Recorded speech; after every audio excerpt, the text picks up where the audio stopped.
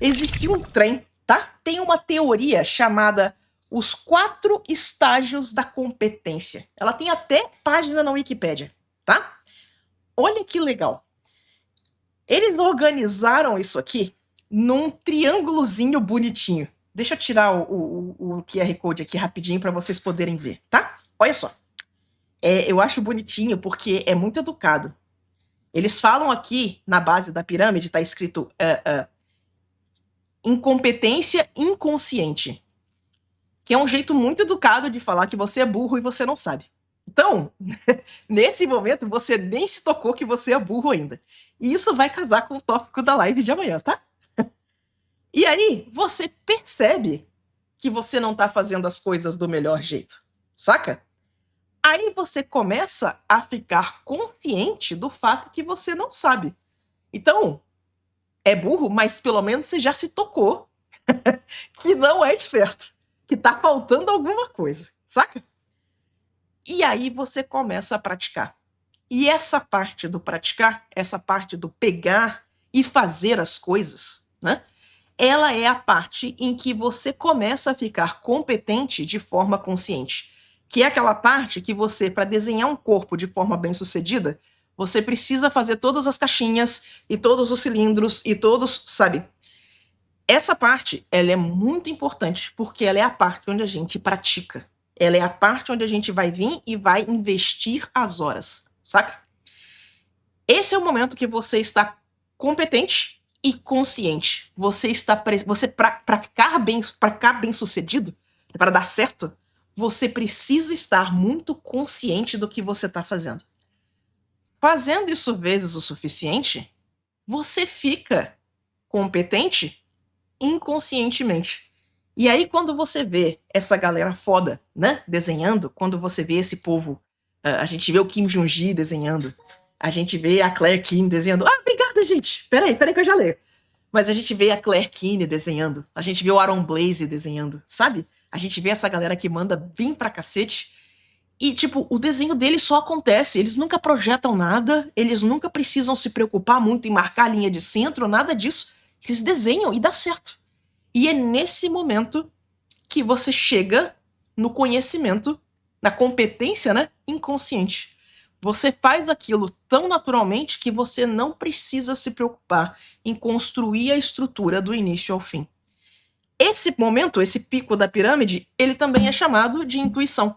Então a sua intuição, ela é treinada. É engraçado, né? Porque quando você para pensar desse jeito, quando você analisa o que está acontecendo, as pessoas acham que intuição é só uma coisa que você tem e pronto. Mas vocês aí, minha audiência, vocês são tudo gamer junto comigo. Quantas vezes vocês já treinaram para que quando acontecesse o momento de dar dodge, você apertar o botão certo? Porque as primeiras vezes você erra, mas fazendo vezes o suficiente, você nunca mais erra aquele botão. Isso é treinar sua resposta. Isso é treinar sua intuição, sacou? Então, essa coisa, tá, que a gente faz de estudar arte, essa construção de conhecimento, ela vem desse treinamento. Você precisa fazer isso aqui vezes o suficiente, de forma que essa equação de desenhar uma figura humana, por exemplo, não precise mais ser resolvida. Você sabe onde é que tem que colocar a linha. E é por isso que parece que não é um grande esforço.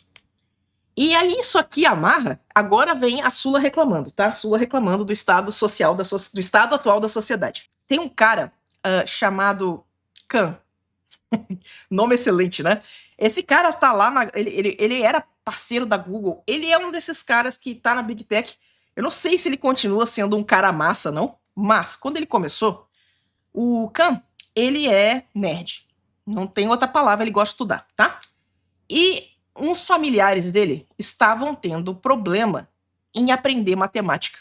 Então o que ele fez? Ele gravou uma aula de matemática, para os sobrinhos dele, eu acho, subiu no YouTube, explicando a dificuldade que os sobrinhos dele estavam tendo.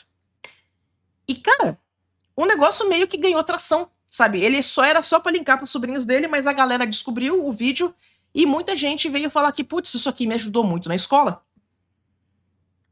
E como esse fenômeno aconteceu, ele começou a gravar outras aulas de matemática. E aí, cara, alguns pesquisadores chegaram nele e falaram que, olha, a gente tem uma ideia aqui, né, que existem dois períodos na aprendizagem no esquema que a gente faz escola. O pessoal fala que existe a aprendizagem passiva, que é essa que você senta e assiste a aula. E a aprendizagem ativa, tá? Essa aprendizagem era a parte que você ia para casa fazer o dever de casa. E juntaram o Kahn, que tinha muita grana, com esses pesquisadores, e eles conseguiram fazer alguns estudos mostrando que o aprendizado acontece na parte ativa. Ele não acontece na parte passiva. Você não aprende as coisas assistindo aula. Você aprende as coisas fazendo o dever de casa. Tanto que as coisas que você não fez dever de casa, você não lembra de quase nada hoje em dia, se você lembrar de alguma coisa, né? Então eles fizeram um esquema de escola que eles começaram a inverter a ideia. Obrigada, gente. Peraí que a gente já responde. Eles pegaram essa ideia, né, e inverteram. O que eles querem dizer por essa inversão? Em vez de você fazer o dever de casa sozinho em casa com seus pais, que não sabe da matéria, você assiste as aulas em casa, gravadas, e aí você vai para a escola fazer o dever de casa. E, cara, eles tiveram alguns sucessos absurdos. Então você continua tendo acesso ao professor, né? Mas o professor não tá lá para dar a aula, ele tá lá para te ajudar a fazer o exercício de forma correta. E esse é o problema. Essa é a pegadinha, esse é o pulo do gato. Não é assistindo a aula de teoria que você vai aprender a fazer arte. É fazendo os exercícios. Então, quando eu pego e eu formulo o meu esquema de mentoria, eu não dou muita atenção para a teoria, sabe? Porque o que eu preciso fazer vocês fazerem são os exercícios.